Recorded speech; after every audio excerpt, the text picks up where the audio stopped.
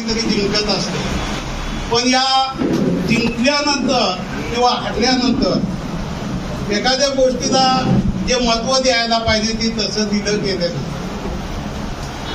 पुरण पनवेलची आणि खालापूरची निवडणूक हरल्यानंतर गेल्या 27 मार्चला त्याच्या अगोदर एका इथल्या नेत्यांनी JM म्हात्रे आणि त्यांचे पुत्र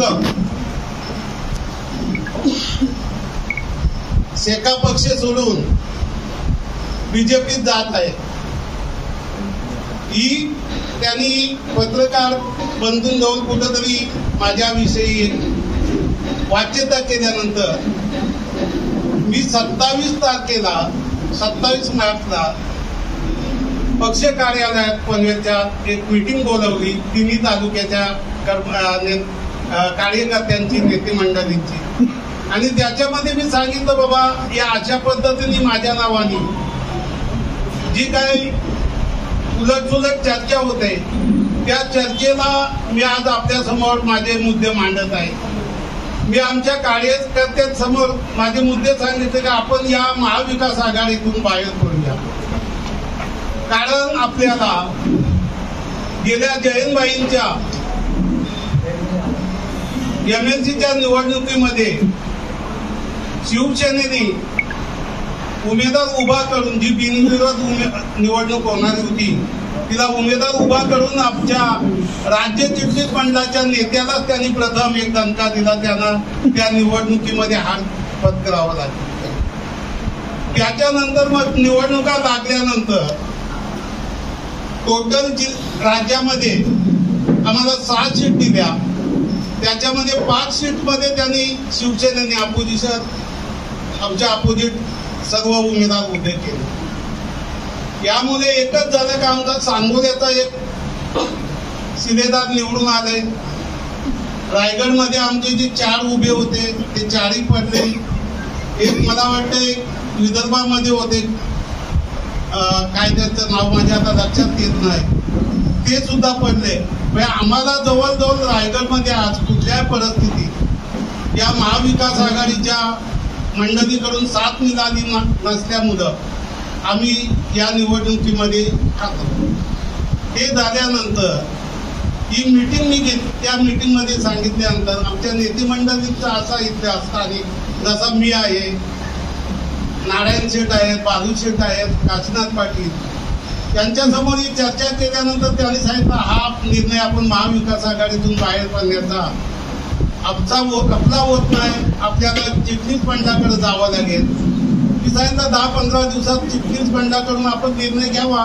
काय बोलतात, माझा वैयक्तिक मत आहे का आपण महाविकास आघाडीतून बाहेर पडावं. परंतु त्याला 15 दिवस झाल्यानंतर आम्ही जयंतबाईंच्या इथं गेलो, चौकीत गेलो होतो.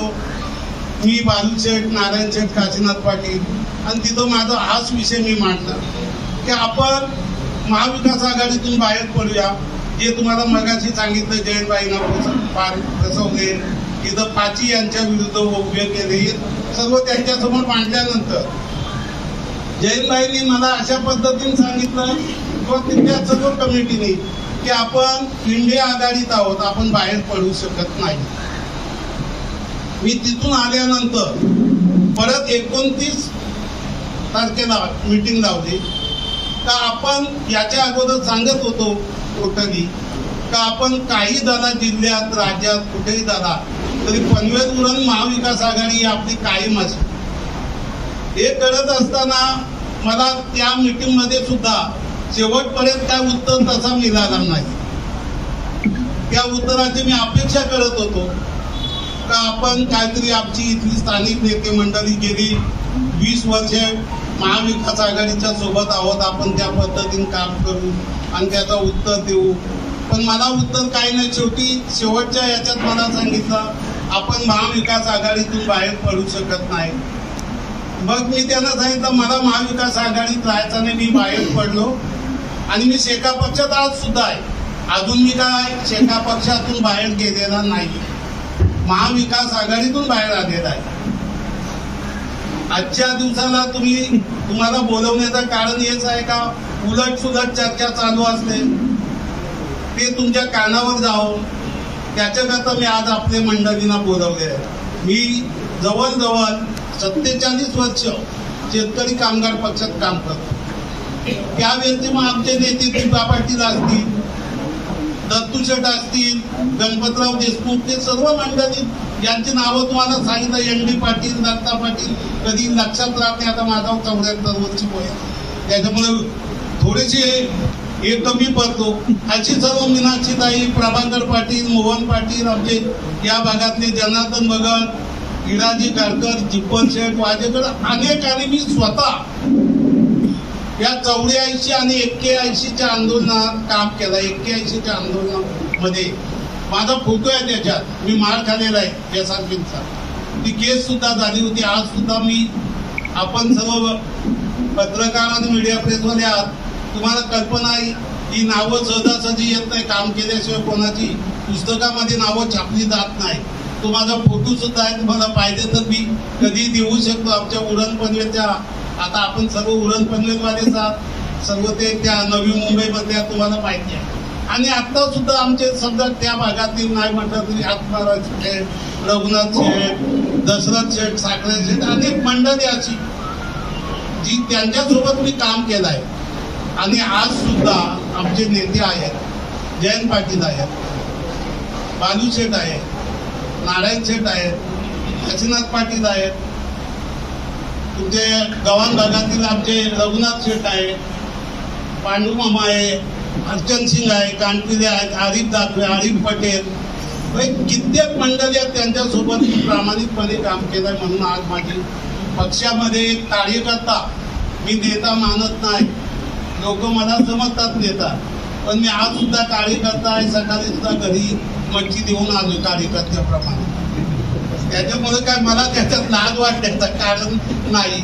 आणि अशा परिस्थितीत मला असं वाटत होतं की आपण महाविकास आघाडीतून बाहेर पडून आपल्या निष्ठावंत कार्यकर्त्यांना बोलवून त्यांच्यासोबत चर्चा करून ते ज्या पद्धतीने काय आपल्याला निर्णय सांगतील त्या पद्धतीत आपण जाण्याचे विषय, कुठं जायचा नाही जायचा, परत मी तुम्हाला त्यांच्याशी बोलल्यानंतर पत्रकारांना बंधूंना बोलवून घेईन. तेव्हा आज आमचा यो निर्णय झालेला आहे. मी अजून कार्यकर्त्यांशी चर्चा केली नाही, त्याच्यामुळे मी आज तुम्हाला कुठला काय निर्णय सांगू शकत नाही. शेवटी कार्यकर्त्यांच्या जीवावर आपण आहोत. पक्ष काय नेत्याच्या याच्यावर चालत नसतो. कार्यकर्ते नसले तर काय त्याच्या पक्ष चालवण्याची क्षमता नसते. आज जर बघितला माझ्या हयातीतला विषय, मी 29 तारखेला मीटिंग घेतल्यानंतर पक्ष कार्यालय आमचा पूर्वीचा होता शेका पक्षाचा, त्याचा नवीन रिन्युएशन झाला. त्या जागेत 30 तारखेला जायचं म्हटल्यावर मला वास्तविक आम्ही कुठली पुण्यतिथी असेल, जयंती असेल, तिथं आम्ही एकमेकाला फोन करून आल्यानंतर त्यांना हार घालणं, पूजन करणं, गीत गाणं, मला तिथं सुद्धा बोलवला नाही. हे ताबडतोब मी 29ला महाविकास आघाडीतून बाहेर पडतो. त्यांनी सांगितलं आम्ही महाविकास आघाडीच्या सोबत आहोत. दुसऱ्या दिवशी मला एक ट्रीटमेंट देतात. आता याला काय कोणाचंही त्याच्यात हात आहे, कोणी काय चालवतो मला माहिती, पण असा नको होता. आणि अक्षय तृतीयेचा दिवस होता, तरी मी स्वतः 1:30 वाजता त्या माझ्या ऑफिसमध्ये, मी आज सुद्धा माझं ऑफिस बोलतो, लक्षात घ्या बंधू, तिथं जाऊन मी दर्शन घेतलं, माझ्या पद्धतीनं आलो. आज सुद्धा कार्यकर्त्यांची मीटिंग लावली. मी काय अजून पक्ष सोडलेला नाही, महाविकास आघाडी सोडली. आज सुद्धा मला आमंत्रण द्यायला पाहिजे होतं, पण ते सुद्धा नाही. कुठंतरी त्यांच्या मनात नेते मंडळीच्या कटुता आली आणि मला असं बाजूला सारायचं त्यांचा सध्याच्या परिस्थितीत तसा दिसतो. परंतु मी उद्या माझ्या सर्व कार्यकर्त्यांच्या 3 तालुक्याच्या मीटिंग घेणार आणि त्यांच्यासमोर माझी जी काय आहे गंध ती मांडणार आणि त्याच्यानंतर काय निर्णय घ्यायचा ते ताबडतोब तुम्हाला उद्या मी सांगू शकतो. संध्याकाळी परत तुम्हाला उद्या बोलीन. आज काय नाश्ता दिला असेल तर संध्याकाळी जेवण देईल. शेवटी अन्नदान हा फार महत्वाचा असतो. त्याच्यातून सर्व जातो. तिला तुकाराम महाराजांच्या म्हणीप्रमाणे पहिला पोटोबा नंतर विठोबा, तर त्याच्यातला मी आहे. पहिला पोटोबा बघतो, नंतर विठोबाची पाया पडतो, अशी पद्धतीने चाललेलं आहे. आणि अशा पद्धतीने काम करत असताना भयंकर त्रास होतो. आणि माझ्यासारख्या एक सामान्य कार्यकर्त्याला अशा पद्धतीची वागणूक मिळत असेल तर ते चुकीचं आहे. आणि मी तुम्हाला सांगतो, बरीचशी मंडळी माझ्या नावाने का यांना कामं पाहिजे म्हणून हे बाहेर दुसऱ्या पक्षात चालले. माझा व्यवसाय 47 वर्षापूर्वी जो होता तो आजही आहे. माझे आजोबा किराणा दुकानदार, वडील किराणा दुकानदार, मी किराणा दुकान चालवलंय. माझ्या मुलांनी सुद्धा पुऱ्या बांधल्या. आम्ही व्यापारी आहोत. व्यापार करणं हा काही गुन्हा नाही. व्यापार करतच राहणार. म्हणून का माझी स्वतःची आहे ना ती ऐकत का मी कुठल्या पक्षात गेलो म्हणून मला काही काम मिळेल, मला मिळतोच काम. मी कामं करतो ती काय अशी थोडी याच्यात मिळतात. मी काढा माझा रेकॉर्ड कधी कुठल्या पद्धतीने काम टेंडर भरल्याशिवाय मिळत नाही. आज मी 1 लाखपेक्षा माझी जी काम करण्याची पद्धत आहे, क्वांटिटी वाईज रिजेक्ट बनवणं येते, ते भरपूर मोठा माझा आहे. त्याच्यातली एक आमची टीम तयार आहे. पण का मी कामांकरता जातो किंवा इतर काय कोणाला वाटेल कशात करता चालेल, मी कोणाला काही घाबरत नाही. मी पत्रकारांना फोन करून विचारतो. मग आमचे मित्र विजय करू असतील तर विचारा, माझा फोटो का तू छापला, त्यांना विचारला होता विजय करूंना. आणि तू प्रीतमचं नाव घेतला होता, त्याचा छापाचा होता, माझं काय छान नाही भाऊ, तसं काय नाही. मला ज्या पद्धतीने कोण जे मात्र बोलतो, कोण भाऊ बोलतो चालतो, तो पण नावात मी भाऊच आहे. मी कधी जनार्दन शेठ म्हणून बोललो नाही. जे मात्रेच माझं नाव नगरपालिकेत सुद्धा तोच नाव माझं प्रचलित आहे. अशा परिस्थितीत मी आज तुम्हाला बोलवण्याचं कारण काय, विनाकारण माझ्या नावाचंही करत राहिले. ज्या पद्धतीने वाहतूक चालली, निर्णय मी कुठलाही घेतला. मी महाविकास आघाडीतून बाहेर पडलेला आहे. एवढाच माझा पहिला स्पष्ट आणि स्पष्ट उत्तर आहे आपल्यासमोर. उद्या मी माझ्या अशा पद्धतीने चालू असताना उद्या माझ्या सर्व कार्यकर्त्यांना मी बोलीन, जे का पक्षाच्या निष्ठावंत त्यांच्याशी चर्चा करीत, त्यांना जो योग्य निर्णय वाटेल तो मी त्या निर्णयाला बंधनकारक राहील. धन्यवाद. भाऊ, शेतकरी कामगार पक्षाच्या नेत्या मंडळीकडूनच तुम्ही पक्ष सोडावा अशी वातावरण निर्मिती केली जात आहे, असं मला वाटतं का? तुम्ही पत्रकार बंधूंनी समजावं. आता कोणाला मी डोळी जर होत असेल, आता उद्या उरण संघामध्ये जे काय मताधिक्य मिळवला आणि कोणाला वाटत असेल कदाचित यांनी पक्ष सोडावा किंवा काय करावं, तर त्यांच्यावर माझ्यावर येऊ आरोप होत गेले का प्रीतम म्हात्रे महेशबादीत निवडून आणण्याकरता उभा केलेला आहे. एक मिनिट, महेशबादीला निवडून आणण्याकरता केलाय. कुठला बाप मुलाला पडण्याकरता उभा करील. 89,000 मतं 45ची झाली, ती अशी नाही झाली. कोणी तुमचा मुलगा असता कुठेही पाठवताना तुम्ही तो विचार करणारच नाही. काही बोलायचं तोंडातून येतो म्हणून ते बोलत असतात.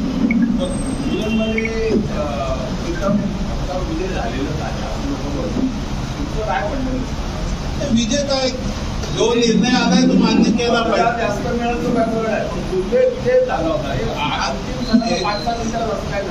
आता ते मला काय माहिती नाही, पण जो झालेला आहे तो ऍक्सेप्ट केला पाहिजे. बाबाराम पाटलांचं असं म्हणणं होतं की पनवेलमधून प्रीतम म्हात्रे यांना उभं करावा, त्यासाठी तुम्हाला त्यांनी आग्रह धरला होता. आणि त्यांचं म्हणणं होतं की बाबा मी आता उभं राहणार नाही, तुम्हीच राहा, कारण सगळ्या गोष्टी आर्थिक गणित असतात, तुम्ही तसं म्हणतो तसं. आणि त्यावेळेला तुम्ही म्हणजे सांगितलं की बाप मला उभंच राहिलं नाही. आणि नंतर मात्र उरणमधून उभं राहिले असं त्यांनी सांगितलं की म्हणजे गरज नसताना म्हणजे एक प्रकारे आघाडीची बिघाड झाली. तर तुम्ही इकडनं प्रीतम म्हात्रे जर पनवेलमधून उभे राहिले असते तर निश्चितच उरणमधून मग मला मोहित उभे होते, म्हणजे तिथे काही क्लासेस नसते झाले. आणि तुम्ही ती गोष्ट टाळल्यानंतर मात्र तुम्ही डायरेक्ट निर्णय घेतला की उरणमधून काढायचं. मी असा काही तुम्हाला सांगतो, बालाराम पाटील काही सांगतो. मी स्पष्ट सांगितलं होता का पनवेलमध्ये मला उभा राहायचा नाही.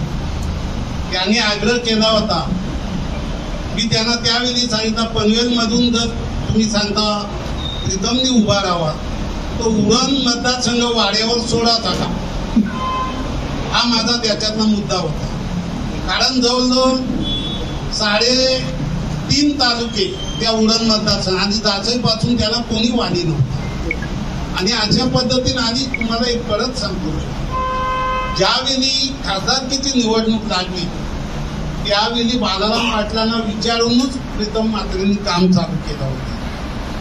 आणि तुम्हाला अजून एक सांगतो मी की शेवटच्या याच्यात जयंतबाईंजवळ आम्ही सर्व गेले असताना मी स्पष्ट सांगितलं होतं का मला उरणमधून उभा राहायचा आहे.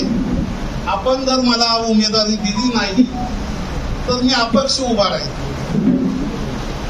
त्याच्यानंतर मला आपल्या शेतकरी कामगार पक्षाने एपी फॉर्म दिले. ती काय माझी ही नाही ना, नाही तर मी अपक्ष राहणार होतोच ना. अपक्ष राहत नाही का महाराष्ट्रामध्ये अनेक राहतात. बंडखोरी झाली ना पक्षाची. कसं का बंडखोरी, कोण बोलेल बंडखोरी? आघाडी तुम्हाला सांगतो, आघाडीच्या शेवटच्या याच्यापर्यंत क्षणापर्यंत निर्णय होत नव्हता. बंडखोरी करायला का मी बोललो होतो म्हणून मी केली का बंडखोरी? तुम्हाला आली का नजरेस? मी एकटा लढलो, ती बंडखोरी म्हणता येणार नाही. त्यांनी सुद्धा बंडखोरीच केली ना. शिवसेनेने 5 ठिकाणी उमेदवार उभे करून एक मिनिट, शिवसेनेने सुद्धा उमेदवार उभे केले का नाही? आमच्या बालाराम पाटलाला तुमच्या शिवसेनेने एबी फॉर्म दिला. आम्ही इथून निवडणूक काढली मशालची घेऊन प्रांत ऑफिस पर्यंत. तिथून निरोप आला परत काही एबी फॉर्म त्यांनी परत काढून घेतला. मग का नाचक्कीपणा नाही झाली आपली पक्षाची? शेकापाची नाचक्कीच झाली ना. मग अशा याच्याशीच विचारतो आपण. एक मिनिट तुला देतो बोला, विचार तू सगळ्यांना मी उत्तर देईल काय असेल ते. कदाचित चुकेल माझा, त्याच्यात काय मी पहिली पत्रकार परिषद आहे, पण आम्ही त्या पद्धतीने सांगितलं म्हणून माझी महाविकास आघाडीतून बाहेर पडावं अशी आहे. बोला बोला.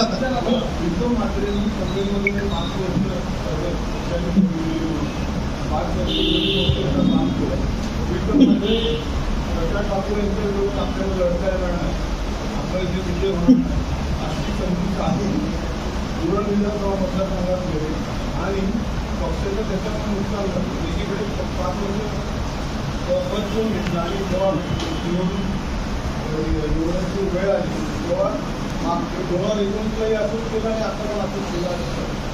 एक बघा, तुम्हाला एक सांगतो, आम्ही पक्षाचा प्रामाणिकपणे काम करत असतो. जिथं नाही तिथं नाही सांगतो. तुझ्यावर बंधन आहे का याच पत्रकार याच्यात काम करावा, तू दुसऱ्या पत्रकार याच्यात जाऊ शकतो का नाही, तसा माझा हे आहे. मला नव्हतं काम करायचा या पनवेलमधून उभा राहायचा. 10 वर्ष नगरसेवक होता तो, 5 वर्ष विरोधी पक्ष काम केलं. त्याच्यावर डाग असतात तर सांगा तुम्ही, कुठल्या कोणी सांगावा का त्यांनी कुठल्या याच्याकडून 2 पैसे घेतले. असा हे नसतो. 19ला सुद्धा नाही सांगितलं ना, मला नाही उभा राहा.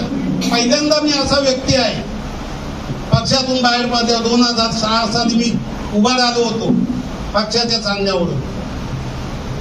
मी डायरेक्ट नगराध्यक्ष होतो त्यावेळी, कुठूनही उभा राहू शकत होतो. पक्षाची मी हे पालत होतो आणि ती पाळली. मी पडलो, मला दुःख नाही. मी तेव्हापासून जायचा निवडणूक हा शब्द माझा संपता. मग मी प्रीतमला प्रत्येक ठिकाणी वार्ड बदलत उभे केले. तिथून निवडून आले 4-4. एक ठिकाणीच 3 आले. बाळासाहेबांचा मुलगा आता, त्याचं काम चांगलं होता म्हणून तो आला. अतुलला थोडे म्हातारी पडला. असा काय होत नसतो बाबा. कुठेही कोणी हे करावा आणि घाबरून कोणाला कोण हे नसतो. एखादी गोष्ट तुला नाहीच करायची म्हटले तर घाबरण्याचा प्रश्नच येत नाही. 2.5 वर्षानंतर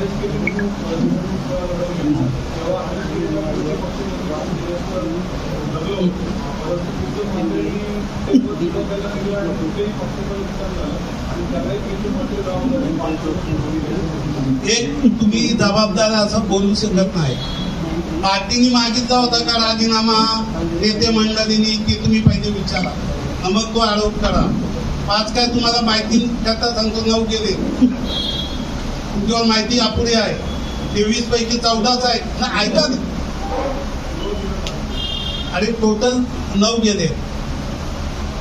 तुमच्या सांगतो माहिती का, असे आरोप करू नका तुम्ही. पक्षाने दिला का राजीनामा द्या म्हणून, असा कोण सांगत असेल पक्षाचा का यांनी राजीनामा द्यावा, तर मग तुम्ही असा आरोप करा. कुठंतरी ही तुझ्या मनस्थिती करू नका. पक्ष आपल्या संपर्कात आहे का? हा, मला विचारणारच ना. आता मी महाविकास आघाडीतून बाहेर पडल्यावर माझा पक्ष विचारतात.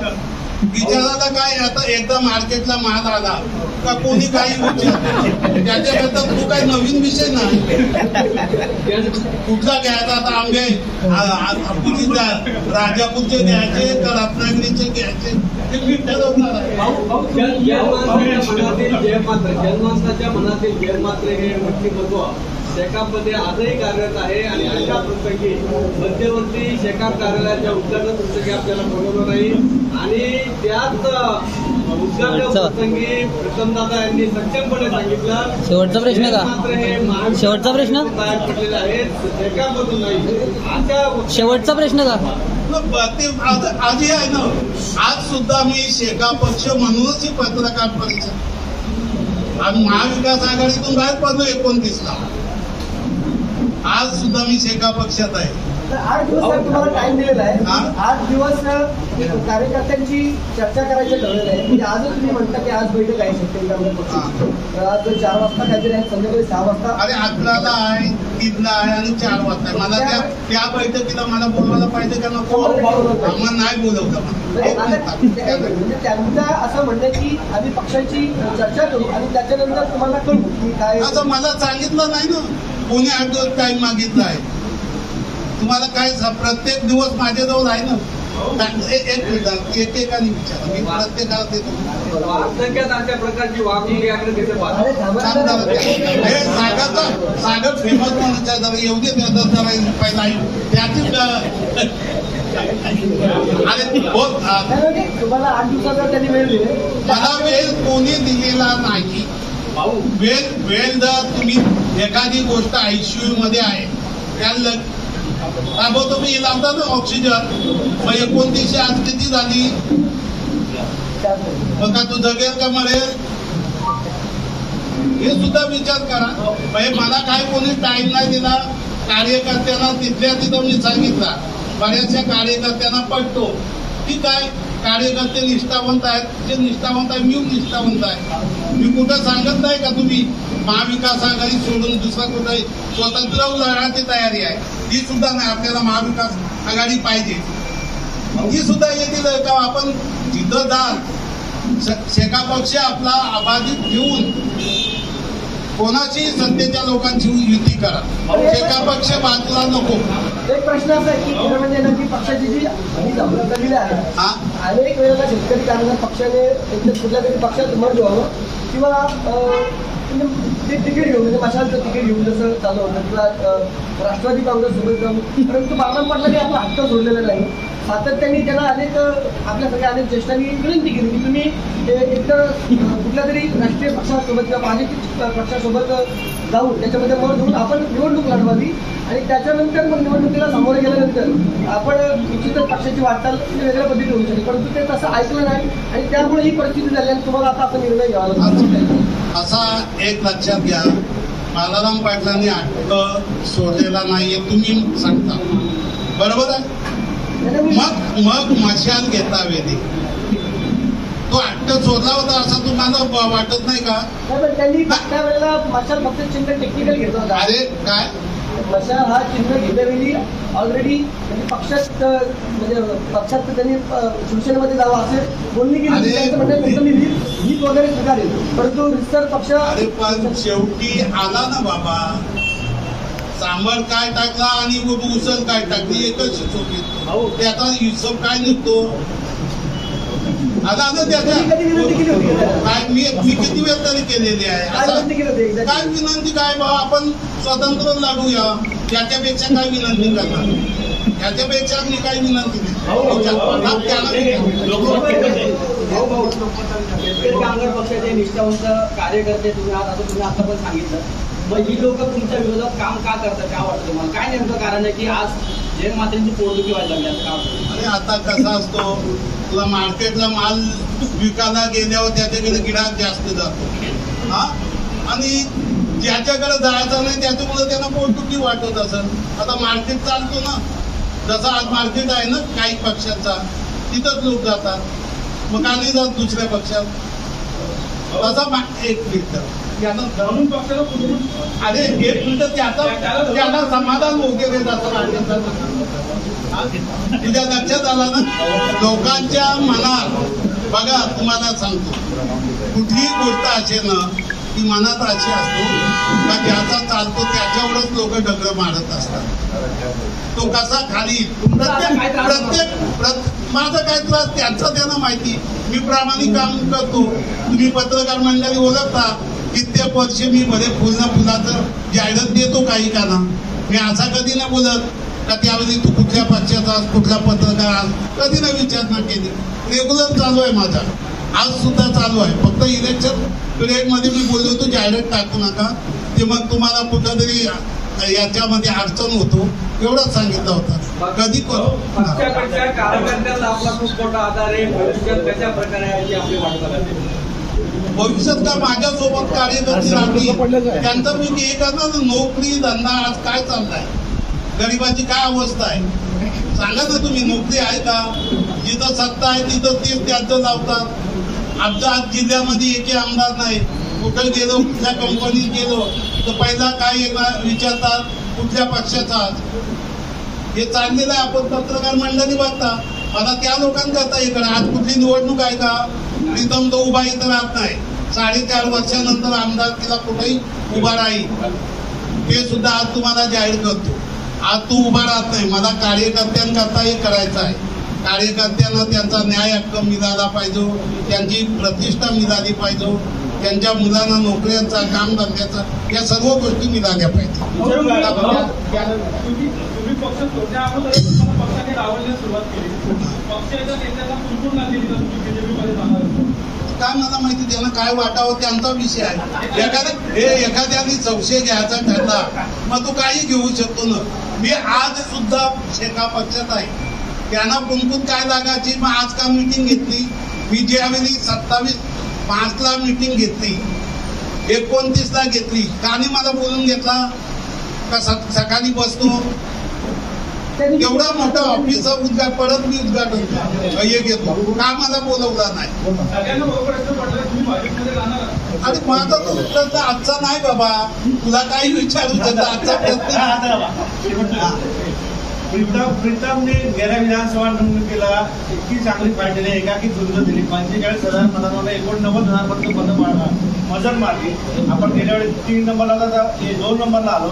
यांच्या मताधिक्यामुळे महेश पाटील निवडून आले तर त्यांनी धसका नक्कीच घेतलेला होता. अशा वेळेला प्रीतम उरण मतदारसंघ खूप चांगल्या पद्धतीने आता बांधायला अजून पुन्हा नव्याने सुरुवात केली असताना जर तुम्ही भाजपात गेले तर प्रीतमचं राजकीय भवितव्य धोक्यात येईल की नाही येणार, तुम्हाला काय वाटतं? राजकीय भवितव्यात काय काम करेल तो पुढे जातो. कुठल्याही पक्षात त्या सर्व कोणाच्या नावावर पक्ष दिलेला नसतो. जो काम करतो तो जातो पुढे. कोणाचं उदाहरण द्यायची गरज नाही. काम करणाराच मनुष्य पुढे जातो. पत्रकारितेमध्ये सुद्धा बोलणाराच मनुष्य काय बोलतात, चिंध्या आणि सोन्याचा असतो ना तशाचा काळ. हा जो बोलतो त्याच्या चिंध्या विकल्या त्यांना सोनेवाला पण.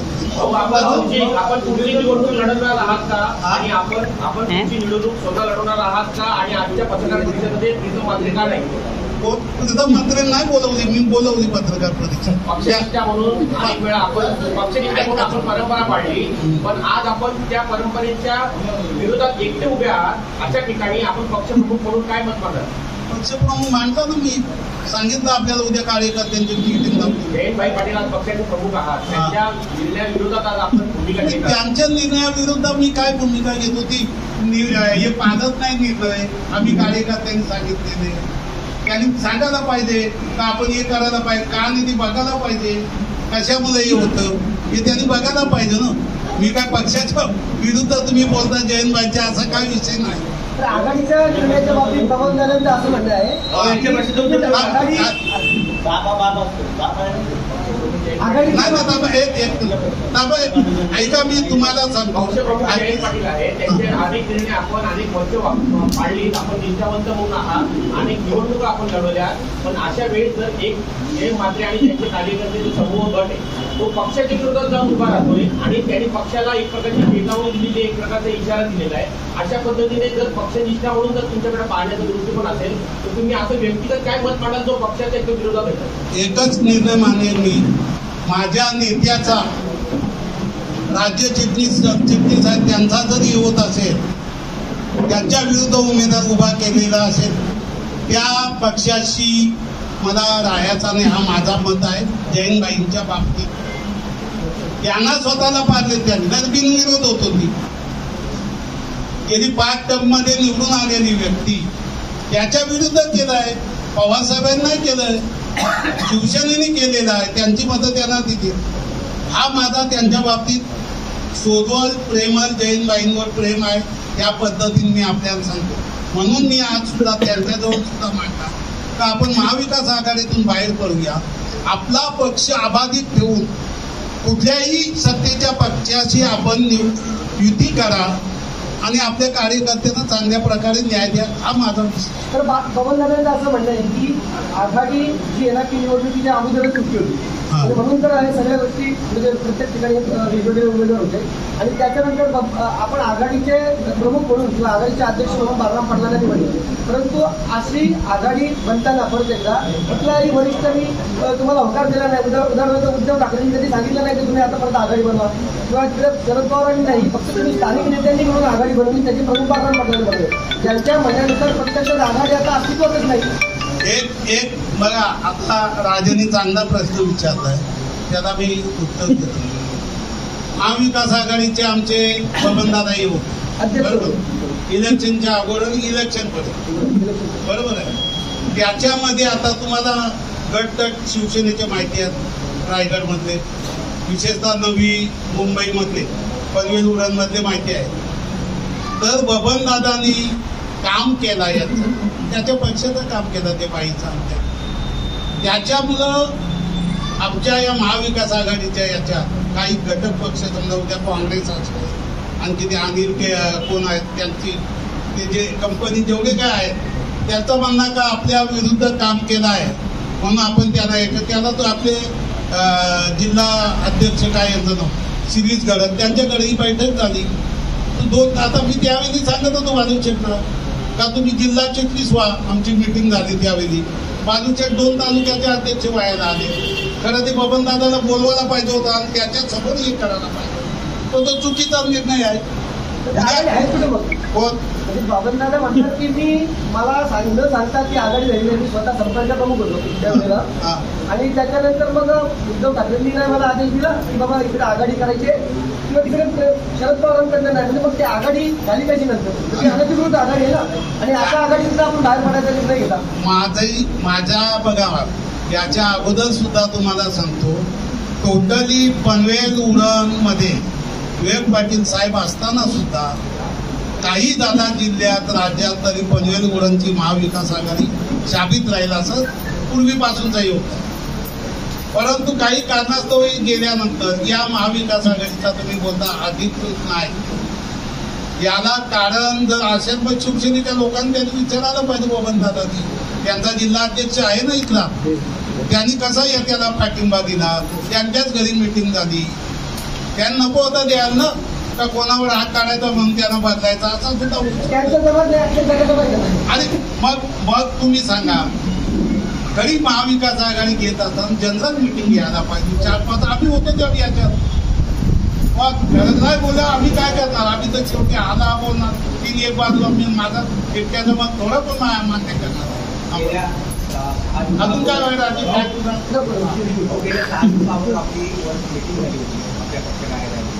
कार्यकर्ते सुरू झाला होता की जोपर्यंत आमदार बाहेर येते तोपर्यंत आपण कोणताही व्हिडिओ घेऊ एका निर्णय आपण जमणार. बघा मला एक सांगतो आम्ही विवेक पाटील साहेबांचा आदर करतो मी त्या मीटिंगमध्येच आपल्याला सांगितलं होतं वाघाला मी पिंजऱ्यात बघायला जात नाही मी आज सुद्धा साहेबांना भेटायला गेलो का ती वाघ आहे लोकांनी सांगितलं बरेच वेळेस साहेब बाहेर बसली मग आपण हे करू, त्याच्यानंतर निर्णय घेऊ. पण त्याला अशी वेळ निघत जाते. आता कार्यकर्त्यांच्या निवडणुका आहेत, नेत्यांच्या निवडणुका संपल्यात. मग प्रत्येक वेळी जर अशा पद्धतीने गद्दार बोलणार नाही. गद्दार कोणाला बोलतात? जो खरोखर पक्षाची विरुद्ध जसं आता कोणी काम केलं त्याला तुम्ही गद्दार बोलू शकता. पण अशा वेळी त्यांनी सांगितल्यानंतर कार्यकर्त्यांना सुद्धा किती दिवस आपण एखादा निर्णय घेऊ नये. तो पार्टी ठरवायचा आहे. मला नाही पडला म्हणून मी हे केलंय ना. मला कार्यकर्त्यांनी विचारणा केली साहेब बाहेर आहात, पण साहेब कधी बाहेर येतील याची डेट नाही ना, डेडलाईन नाही ना. डेडलाईन असेल तर उद्या सुद्धा मी हे करीन ना. उद्याच्या वेळेलाच सांगेन. पाटील साहेबांनी जेलमधून एक पत्र जाहीर केलं होतं, राजकीय संघटन जाहीर केलं जातं. ते बरोबर आता त्यांनी तो पत्र जाहीर त्यावेळी केला होता, राजकीय संज्ञान घेतो म्हणून. पण आता कार्यकर्त्यांपर्यंत तो पत्र पोहोचलाय का नाही माहिती. एक तुमच्या लक्षात ते पोहोचवायला पाहिजे. कार्यकर्त्यांना काय माहिती बाबा आपले नेते आहेत. आज सुद्धा आम्ही मानतो एक पीओ अशी व्यक्ती आहे किंवा बँक आहे त्यांनी प्रॉपर्टी लिहून दिली 371 कोटी रुपये लोकांना दिले व्याजासह. अशी राज्यामध्ये नाही कुठली बँक झाली. स्वतःची प्रॉपर्टी दिली. कोण कुठलाही अधिक किंवा असता बनेल ठक्षे नसतात तर त्यांनी दिली नसते. त्याच्यात होत काय नाही. हे सगळं असंच चाललंय. तुम्ही पेन अर्बन बघा, गोरेगाव बघा, आणखी कित्येक बघा. पण ती व्यक्ती सच्ची आहे म्हणून त्यांनी तसं देऊन दिला. त्यात पाहिजे तेवढ्या लोकांनी हे केला. जवळजवळ 95% लोकांना पैसे मिळाले. लोकांची ती भावना आहे, त्यांची वाट बघतो. आपलं सामाजिक कार्य पाहता प्रीतम दादाही त्या अनुषंगाने पक्षात आणि सामाजिक कार्यात अतिशय अग्रेसर आहेत. भविष्यात ही बाप लेकाची जोडी एकाच पक्षात राहील किंवा जिथे असेल तिथे जोडीने असेल का याबाबत आपण तुम्हाला कुठं बाप लेकाच्या आजूबाजूला रायगडमध्ये गेले दिसतात का? ते गेले ते देशावर गेले. रायगडमध्ये मी नाही बघितलं अजून. आणि बाप लेखाचा आता माझा तो वय झाला. आता मी रिटायरमेंट घेतो मग पाहिजे तर तुम्ही बोलत असणार.